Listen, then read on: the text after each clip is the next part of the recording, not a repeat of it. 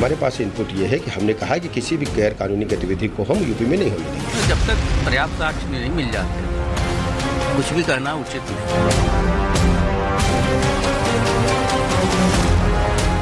सीमा ने हमको नाम नहीं बताया मैडम। सीमा को तो उन्होंने बताया था मेरी बीवी कल आने वाली है, तो उन्होंने रूम बुक करवाया था पहले दिन। तो सीमा आने के टाइम में हम लोग ने इनको एंट्री नहीं करवाया थी। इंडिया के लिए ये खतरा है।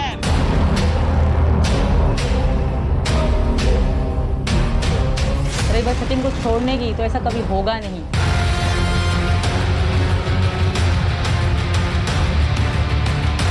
जेल में भी रहने को तैयार हो, पर पाकिस्तान जाने को तैयार नहीं हो सर।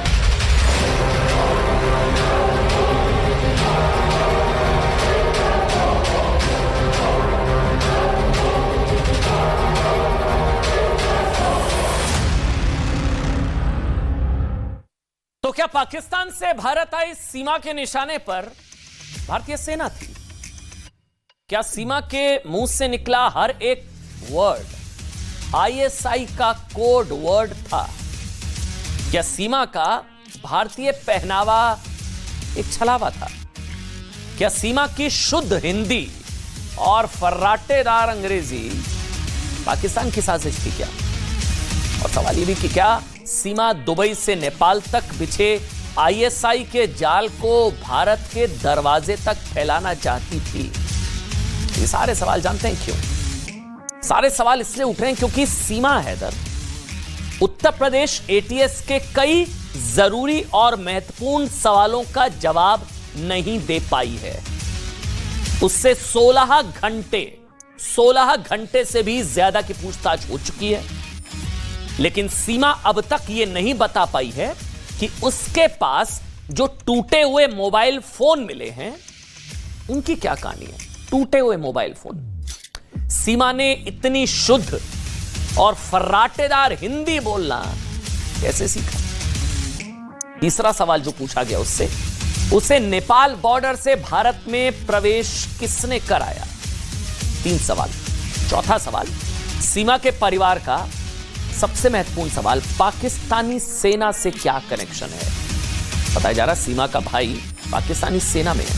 पाकिस्तानी फौज में सीमा का हैंडलर है क्या कोई? सीमा के परिवार का पाकिस्तानी सेना से क्या कनेक्शन?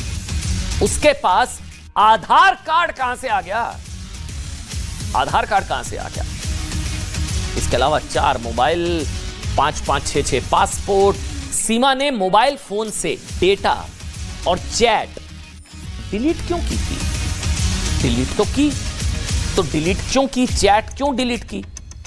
खुद को कम पढ़ा लिखा बताने वाली सीमा ने शानदार अंग्रेजी बोलना कहां से सीखा? अब सीमा इनमें से ज्यादातर सवालों का कोई भरोसेमंद या संतोषजनक जवाब नहीं दे पा रही है। इसलिए ये गुत्थी ना अब थोड़ी और उलझ गई है। ये मामला इतना सिंपल जो शुरुआत में नजर आ रहा था ना, वो इतना सिंपल नहीं है। सीमा सचिन के प्यार में दीवानी हो गई है। वो सचिन के लव के चक्कर में, प्यार के चक्कर में पाकिस्तान के कराची से इंडिया यहां ग्रेटर नोएडा पहुंच गई है। अब इसीलिए सवाल उठ रहे हैं, ये सचिन के प्यार की दीवानी या फिर वाकई कोई आईएसआई की शैतानी?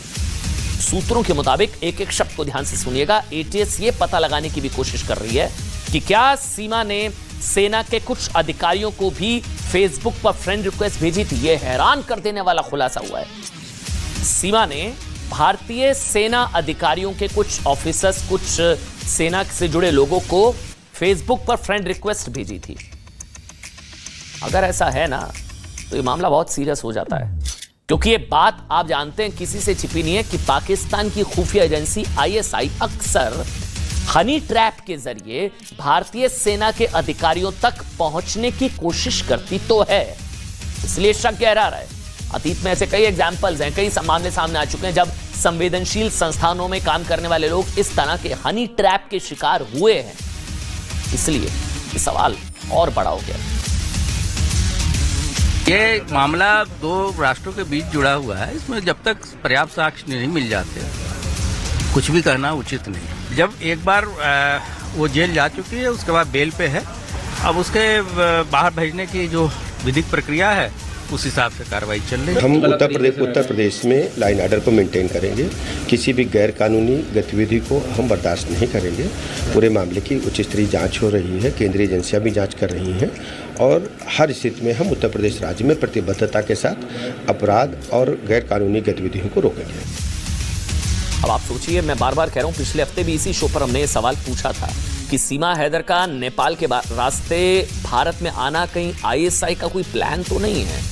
क्योंकि ना, इसको समझिए, नेपाल की राजधानी काठमांडू में पाकिस्तान का जो दूतावास है ना, उसे आईएसआई का बड़ा गढ़ माना जाता है। उस दूतावास में आईएसआई के एजेंट राजनयिक के रूप में रहते हैं और पाकिस्तान आईएसआई के इन एजेंट्स के जरिए नेपाल के रास्ते भारत के खिलाफ साजिश रचते रहते हैं। अब खबर यह भी आ रही है कि जांच एजेंसियां भी इस एंगल से सीमा मामले की जांच कर रही है कि कहीं आईएसआई ने नेपाल का इस्तेमाल सीमा को एक जासूस के रूप में भारत में लॉन्च कराने के लिए तो नहीं किया।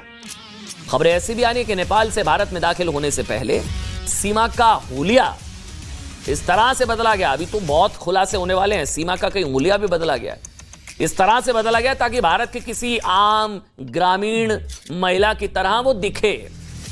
समझ रहे हैं? इसके अलावा सीमा जिस तरह से शुद्ध और फर्राटेदार हिंदी बोलती है ना, उसे सुनकर ये लगता है जैसे उसे इसकी भी बाकायदा ट्रेनिंग दी गई है।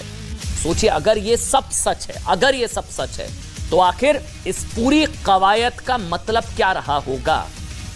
जिस नेपाल रूट से सीमा भारत में घुसी है, जिस नेपाल रूट का बार बार जिक्र किया जा रहा है, लंबे समय से पाकिस्तान उसी नेपाल रूट का इस्तेमाल मानव तस्करी, ड्रग, जाली नोट, हथियारों और आतंकवादियों को भारत भेजने के लिए करता रहा है।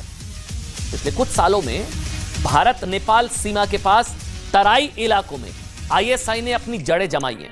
जहां से ये आई है वो है तराई का जो इलाका है वहां से। ऐसे में सीमा का अपने 4 बच्चों के साथ दुबई होते हुए नेपाल आना, फिर भारत में इतनी आसानी से एंट्री कर जाना, किसी आम महिला के लिए कोई आसान काम नहीं है। सुरक्षा एजेंसियों के लिए के गले नहीं उतर रहा है, शक और गहरा रहा है। आमतौर पर क्या होता है, नेपाल और भारत के नागरिकों के अलावा किसी तीसरे देश के नागरिक के लिए यह काम बिल्कुल भी आसान नहीं होता। इसकी प्रक्रिया जटिल होती है और अगर फिर भी सीमा आसानी से ऐसा करने में सफल रही तो शक यही है कि कहीं इस काम में सीमा की मदद नेपाल के तराई इलाकों में अपनी जड़ें जमाने वाली आईएसआई ने तो नहीं की है। बड़ी बात यह भी है कि प्रोटोकॉल के तहत काठमांडू में पाकिस्तानी दूतावास, अच्छा प्रोटोकॉल क्या कहते हैं उसको समझिए। प्रोटोकॉल के तहत काठमांडू में पाकिस्तानी दूतावास और वहां पर तैनात आईएसआई एजेंट एयरपोर्ट से हर दिन का डेटा इकट्ठा करते हैं। यह पता लगाते हैं कि कितने लोग पाकिस्तान से नेपाल आए और नेपाल से पाकिस्तान गए। यह प्रोटोकॉल है, पाकिस्तानी दूतावास यह काम करता है नेपाल में। ऐसे में इस बात का शक और गहरा जाता है कि सीमा अपने 4 बच्चों के साथ नेपाल पहुंची, उसकी जानकारी पाकिस्तान के दूतावास को भी रही होगी, लेकिन पाकिस्तान अभी तक इस पर चुप है। उल्टे आपको बता दें बड़ी खबर, पाकिस्तान सीमा के लिए भारत से काउंसलर एक्सेस मांग रहा है। पाकिस्तान भारत से सीमा के लिए काउंसलर एक्सेस मांग रहा है और सीमा से जुड़ी कोई भी जानकारी साझा करने से बच रहा है। इसलिए अब भारतीय एजेंसियां यह पता लगाने की कोशिश कर रही हैं कि सीमा ने नेपाल पहुंचते किस किस से संपर्क किया, किस किस से बात की, मुलाकात की, किस किस ने उसकी मदद की और क्या वो काठमांडू स्थित पाकिस्तानी दूतावास भी गई थी और वहीं से हरी झंडी मिलते ही वो भारत में दाखिल हुई। वैसे आपको बता दें, नेपाल में ना साल 2021 में हुई जनगणना के मुताबिक नेपाल में दूसरी सबसे बड़ी आबादी मुसलमानों की है। मुस्लिम दूसरी सबसे बड़ी अल्पसंख्यक समुदाय है, माइनॉरिटी दूसरा सबसे बड़ा मुस्लिम नेपाल, जो कि नेपाल की जनसंख्या में 4.27% है और नेपाल के मुस्लिम समुदाय के करीब 95% लोग तराई के इलाकों में रहते हैं। तराई के इन इलाकों में नेपाल के 7 जिले ऐसे हैं जिनकी सीमा किससे लगती है आप जानते हैं, यूपी और बिहार से लगती है, उत्तर प्रदेश और बिहार से लगती है। और ये मुस्लिम बहुल इलाके नेपाल में आईएसआई के ऑपरेशन के लिए बहुत स्ट्रेटेजिक लोकेशन का काम करते हैं। आईएसआई के अधिकारी जो काठमांडू में पाकिस्तानी दूतावास में तैनात हैं, उनके द्वारा नेपाल के मदरसों के दौरे हाल के समय में भी काफी बढ़े हैं। ऐसा आपको बता दें, काठमांडू में पाकिस्तानी दूतावास में तैनात आईएसआई के अधिकारी लगातार ऐसे कार्यक्रम में हिस्सा लेना जाते रहे हैं जो कि वहां के मदरसों में आयोजित किए जाते हैं। खुफिया रिपोर्ट्स ये भी बता रही कि आईएसआई तराई के मदरसों को फंडिंग भी करता है। आईएसआई नेपाल के तराई इलाकों में मदरसों को फंडिंग, सारी कड़ियां जुड़ रही हैं। रिपोर्ट्स के मुताबिक इस वक्त नेपाल में 4000 के करीब मदरसे हैं, 4000। और अब एजेंसियां ये पता लगाने की कोशिश कर रही है कि सीमा की भारत में एंट्री के पीछे कहीं नेपाल के तराई इलाकों में आईएसआई का नेटवर्क और वहां के मदरसों में उसकी पैठ की भूमिका तो नहीं है। इन सबके बीच एटीएस ने पूछताछ के दौरान सीमा से यह सवाल भी किया कि क्या किसी ने उसे मोबाइल फोन पर मैसेजिंग और इंटरनेट पर चैटिंग करते हुए सावधानी बरतने के लिए कहा था क्या? सवाल नंबर 1, क्या सवाल पूछे? सीमा से जो सवाल पूछे, क्या वो बातचीत के लिए किसी कोड वर्ड का भी इस्तेमाल करती थी? पूछताछ में एटीएस ने सीमा से यह भी पूछा कि क्या उसने कभी फूफी या फल जैसे कोड वर्ड्स का भी प्रयोग किया था। आपकी जानकारी के लिए पाकिस्तान की खुफिया एजेंसी आईएसआई फूफी शब्द का इस्तेमाल उन लोगों के लिए करती है जो किसी और देश से जुड़ी जानकारियां आईएसआई तक पहुंचाते हैं, जबकि फल शब्द का इस्तेमाल रुपयों के लेन देन के लिए किया जाता है। यूपीएटीएस ने सीमा से भी पूछा कि वो इतनी शुद्ध हिंदी कैसे बोल लेती है। सवाल हमने भी अपने शो में उठाया था। जो सीमा पाकिस्तान के सिंध इलाके से आती है ना, जिसका समय ज्यादातर कराची में बीता है, वो आखिर इतनी अच्छी हिंदी कैसे बोल लेती है?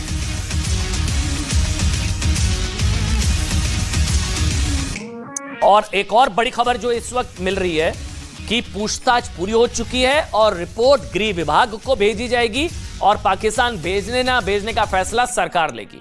पूछताछ पूरी हो चुकी है, बड़ी खबर है, और रिपोर्ट गृह विभाग को भेज दी गई है और अब इसको भेजना है नहीं भेजना है, पाकिस्तान भेजना है नहीं भेजना है, इसका फैसला सरकार लेगी। वैसे आपको बता दें, फिक्र के लिए चिंता या जिंदगी के लिए जीवन, भारी भरकम हिंदी के शब्द। अब मोहब्बत के लिए प्रेम, मैं प्रेम करती हूं सचिन से, इन जैसे शब्दों का इस्तेमाल फर्राटेदार तरीके से वो कैसे कर लेती है। इसके अलावा एटीएस ने सीमा से भी पूछा कि उसे हिंदू रीति रिवाज के बारे में कहां से पता इतना कुछ। अपने सीमा के माथे पर सिंदूर लगाए, ये देखिए आप तस्वीरें देख रहे हैं, सीमा के माथे पर सिंदूर लगाए, मंदिर में प्रार्थना करते हुए, ये देखिए आप मंदिर में, ये सब ट्रेंड मामला लग रहा है, अब एजेंसियों को भी शक हो रहा है। मंदिर में प्रार्थना करते हुए, माथे पर सिंदूर, हाथ में कलावा, तुलसी जी को जल देते हुए, पाकिस्तानी सीमा, ये सब क्या है?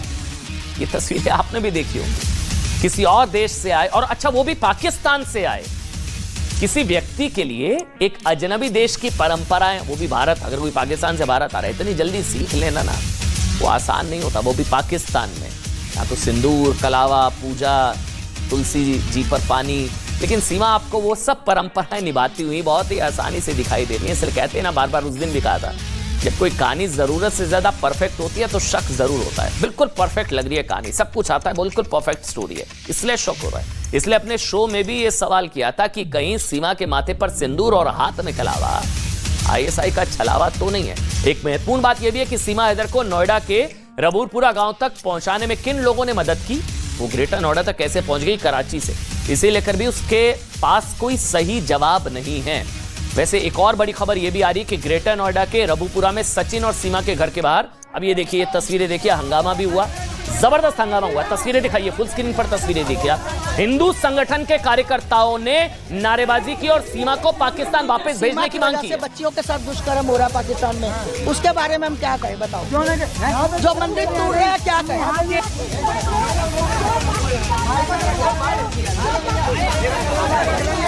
हिंदू संगठन के लोग वहां पर पहुंचे, सीमा के घर, सचिन के घर, और फिर सीमा को वापस पाकिस्तान भेजने की कार्यकर्ताओं ने हाथ में बैनर और पोस्टर लेकर सीमा पाकिस्तान वापस जाओ के नारे भी लगाए गए।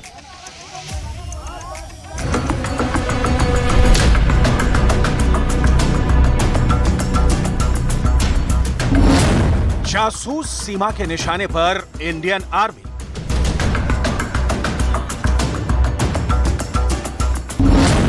नोएडा टू नेपाल, एजेंट सीमा और सवाल।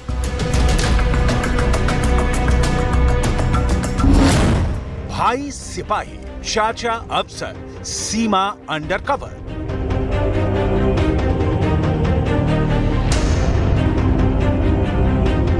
पाकिस्तान से आई सीमा हैदर पर लगातार सस्पेंस बना हुआ है। जासूसी के कनेक्शन का शक है।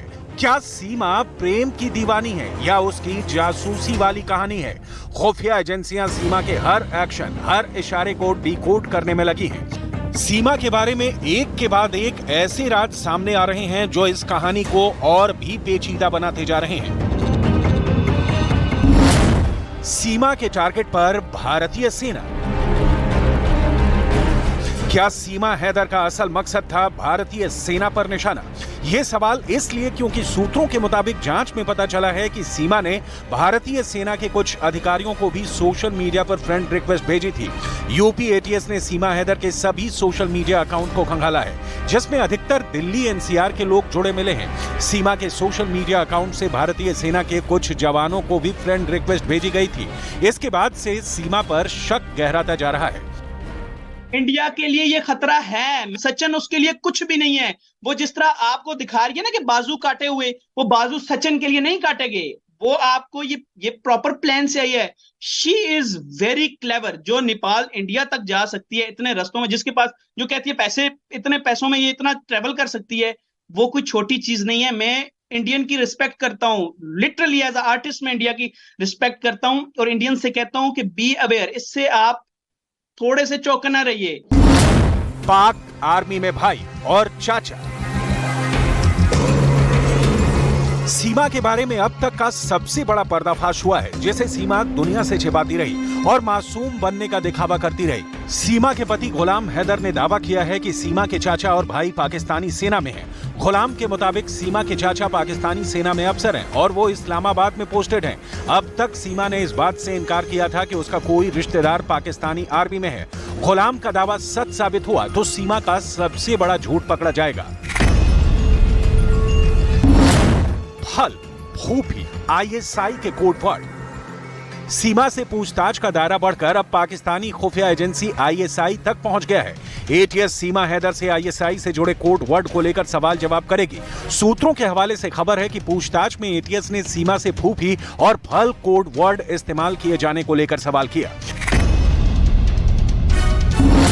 आईएसआई एजेंट फूफी कोड का इस्तेमाल उस शख्स के लिए करते हैं जो खुफिया जानकारी भेजता है और फल कोड वर्ड का इस्तेमाल रुपयों के लिए किया जाता है।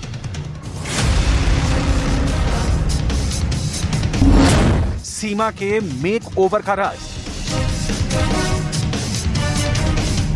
सीमा पाकिस्तान के सिंध से नेपाल पहुंची। पिछड़े इलाके सिंध की एक लड़की की ड्रेस, बोलचाल, तौर तरीके को ढाला गया कि वो एक ही दिन में हिंदुस्तानी बन गई और सीमा हैदर का नया रूप ऐसा बना कि कोई भी पहली नजर में मात खा जाए। लोगों के सामने सीमा एक भोली भाली लड़की के रूप में पेश आ रही है, जो इश्क के लिए अवैध तरीके से सरहद पार करने का खतरा मोल लेकर नोएडा आ गई है। खुफिया एजेंसी के मुताबिक सीमा को नेपाल में इस तरह से तैयार किया गया कि वो पूरी तरह भारतीय महिला लगे। रही बात सचिन को छोड़ने की, तो ऐसा कभी होगा नहीं। मैं जेल में भी रहने को तैयार हूँ, पर पाकिस्तान जाने को तैयार नहीं हूँ सर। सीमा का मददगार कौन? खुफिया सूत्रों के मुताबिक सीमा हैदर अकेले भारत में ही आ सकती थी। उसके मददगार थे जिन्हें बॉर्डर पार कराने का पुराना अनुभव था। उन्होंने सीमा को भारतीय सुरक्षा से बचने के रास्ते भी बताए थे। सीमा से जब सीमा पर पूछताछ की गई तो उसकी चालाकी से किसी को भी शक नहीं हुआ। तो एजेंसियां, सभी एजेंसियां अपना अपना काम कर रही हैं। क्या लग रहा है? क्या पाकिस्तानी जासूस है? पाकिस्तानी जासूस है, संदिग्ध क्या लग रहा है? नहीं, अभी इतनी जल्दी ये मामला दो राष्ट्रों के बीच जुड़ा हुआ है। इसमें जब तक पर्याप्त साक्ष्य नहीं मिल जाते, कुछ भी कहना उचित नहीं। किस बिंदु पर जांच हो रही? क्या नहीं, वो तो जब एक बार वो जेल जा चुकी है, उसके बाद बेल पे है। अब उसके बाहर भेजने की जो विधिक प्रक्रिया है, उस हिसाब से कार्रवाई चल रही है। लेकिन एक पाकिस्तानी नागरिक और नहीं, ये तो किसी के चेहरे पे तो कुछ लिखा नहीं। उधर यूपी एटीएस के लिए सीमा हैदर एक पहेली बनती जा रही है। सीमा हैदर का लगातार उन सवालों से सामना हो रहा है जो जांच एजेंसियों के गले नहीं उतर रहे। पिछले 2 दिन में करीब 15 घंटे तक सीमा हैदर से पूछताछ हुई। एटीएस सूत्रों का दावा है कि सीमा हैदर बेहद ही शातिर है और वो हर सवाल का जवाब उतना ही देती है जितना वो बताना चाहती है। न्यूज 18 ने भी नेपाल के उस होटल में पड़ताल की है जहां सीमा ने सचिन के साथ रुकने का दावा किया था।